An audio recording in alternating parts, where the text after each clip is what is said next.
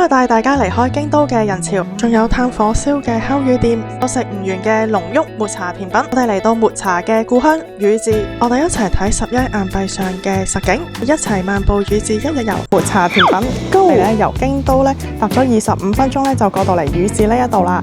大家俾少少鼓勵，讚好呢條影片。由宇治車站行出嚟咧就到商店街，呢度有好多茶寮啊！我哋嚟到呢度咧，中村藤吉本店啦。車站咧一行過嚟咧就到噶啦。一入到店入邊咧，第一時間要去拎飛先，可以揀戶外或者室內嘅位置。呢度全部都係等位嘅人啦，我哋要咗戶外嘅座位。戶外嘅座位得3張，其實都好睇彩數，坐唔坐到。原來咧可以 scan 咧，俾我哋嗰個 QR code 咧可以 check 到咧前面仲有幾多張台。頭先問咗店員咧，我哋戶外嘅位置咧大概要等2個鐘啦。我哋2個鐘之後再翻嚟，而家睇下咧有啲咩食先。好好啊，天空咧都係一嚿雲都冇。喺中村藤吉店咧，隔2間店嘅鋪位咧就過到嚟啦。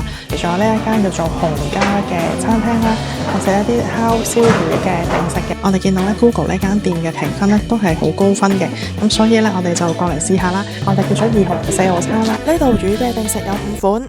而家咧師傅咧喺後邊咧個爐嗰度烤緊我哋嘅魚啊。中間嘅位置咧有一個烤爐啦，所有人咧都圍住咁樣一個以吧台嘅形式坐啦。呢咧叫咗2個定食啦，一個咧係青魚定食啦，另一個咧就係西京燒定食。燒咗有一啲炭香嘅味道啦，仲有面頭咧佢係有啲醬油咁樣咧燒喺上頭咧好香啊！咬落去嘅時候咧啲魚油咧爆出嚟好香啊，真係。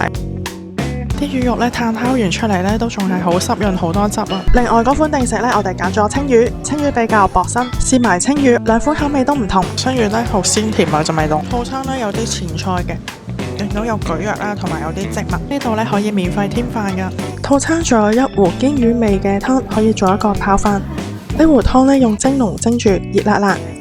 平時我都食唔到有啲腥味嘅魚，但係呢度嘅魚咧一啲腥味都冇。大家可以過嚟試下。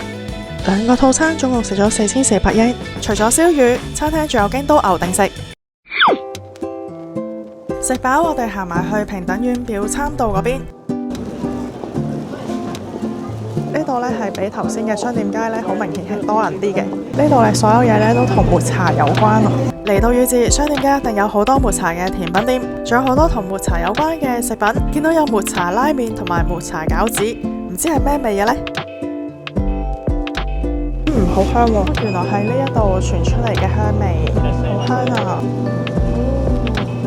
呢一陣茶香吸引咗好多人，睇下係咩茶葉。佢即刻俾我現場咁樣試呢個茶，炒出嚟嘅茶好香。Thank you。好似佢呢個有啲淡咯，如果比起中村嗰隻，但係佢好香咯。突然之間咧，中村藤吉店咧排咗3個，我哋而家咧要翻去嗰邊攞位啊！我哋頭先食埋 lunch 啦，到而家咧都差唔多2個鐘啦，攞咗飛，有排等啊！店員問我哋咧入唔入嚟室內坐，睇下先。室內係咁樣嘅，室內係。我哋坐咗一陣咧，店員咧上咗呢一個煎茶俾我哋啦。我哋煎茶咧，佢幫我哋沖咗茶咧，就等3分鐘。呢一個咧係店鋪限定嘅甜品嚟嘅，甜品咧2800幾円啦，佢 size 咧嘅份量啦都幾多幾足夠嘅。呢個甜品入邊分咗好多層，有唔同嘅配料，有分蛋糕啦、雪糕、果子，有啲紅豆。另一款甜品我哋叫做 Tea Jerry， 呢款甜品配埋熱茶，面頭有抹茶雪糕啦、蕨餅、丸子同埋紅豆。入邊全部都係抹茶雪糕嚟嘅，個份量都好多，仲有好多蕨餅。如果你中意食日式嘅傳統甜品呢，呢一款甜品就好啱你口味啦。我要整爛呢個咁靚嘅甜品啊！呢款甜品咁靚，我都唔捨得整爛佢啊！面頭呢一層呢係蛋糕嚟嘅，係抹茶嘅蛋糕，個圈好清新。抹茶雪糕係偏甜嘅，呢個抹茶雪糕配呢一個嘅米通幾好食。試埋呢碗嘅抹茶，佢嘅抹茶味都香濃嘅，但係呢，佢好甜啊！佢落咗好多糖喺入邊咧。我終於食到蕨餅紅豆最底嗰層啦！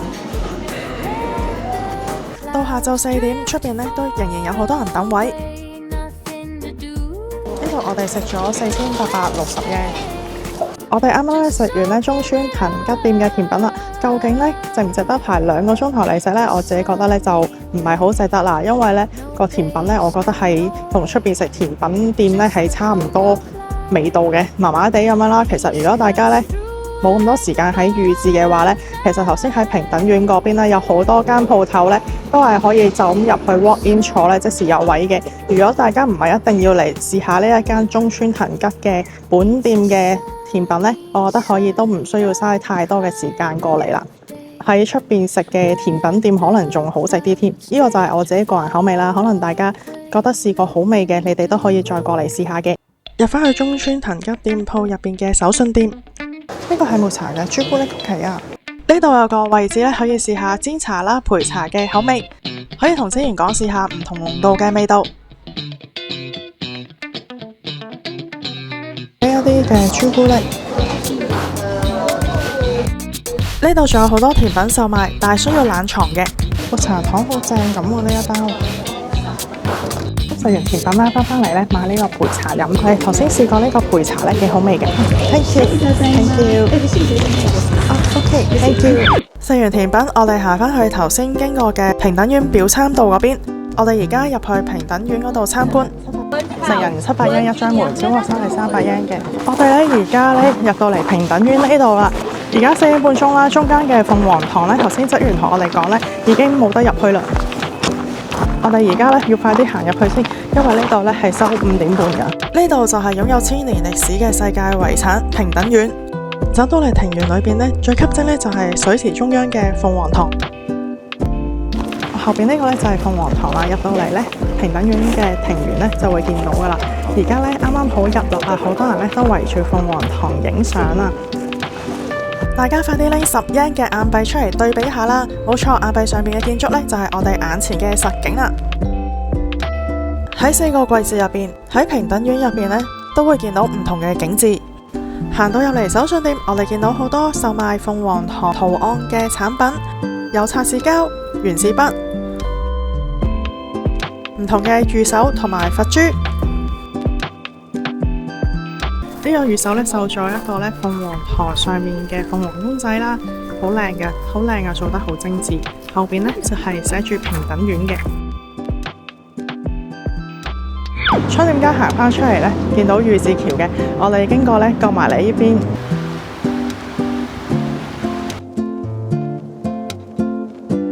我哋今日咧係星期日啦，12點半咧嚟到御志呢一邊嘅。原來咧呢一邊咧到5點半左右咧，所有店鋪咧都差唔多閂晒門啦。如果大家咧諗住嚟御志呢邊玩咧，可能都係要週末啊呢啲時間啦，同埋早啲過嚟，可能要9點零10點過嚟咧，預翻中共呢啲時間。好似我今日咧12點半過到嚟咧，因為我要等中村藤吉嗰間鋪頭咧，就唔係去咗好多地方啫。而家6點都未夠啊，我哋而家要翻京都啦。好啦，今條片就嚟到呢度啦。如果大家都中意我呢條片嘅分享呢，記得讚好呢條片同埋訂閱我頻道，記得撳埋鐘仔，有新片出呢就會收到通知。我哋下星期見，拜拜。